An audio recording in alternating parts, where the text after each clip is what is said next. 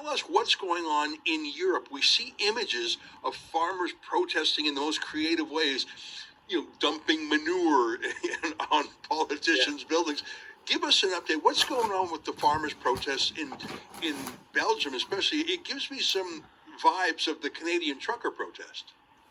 It does. That's the first thing I was going to say, Ezra, is Europeans probably wake up every day and thank God that Justin Trudeau isn't their leader, because right now they would be declared domestic terrorists under a first ever invoked Emergencies Act in Europe, and they would be facing not having access to their own money, having their insurance canceled. So the good news is Justin Trudeau's not there to crack down on them. That's the first point I wanted to make.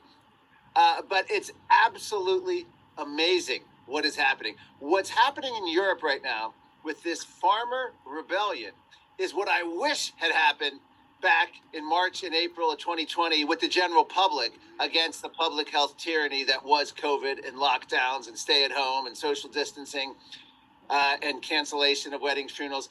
The farmers aren't taking it anymore. And what they're not taking is the net zero agenda that was born out of the 1992 Rio Earth Summit, and then, of course, moved forward all the way to the UN Paris Agreement.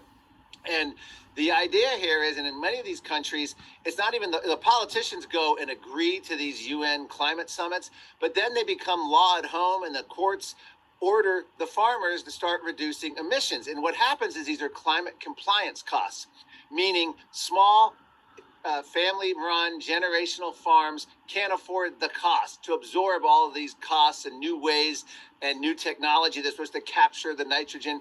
And what ends up happening is they're facing extinction. The big boys come in, the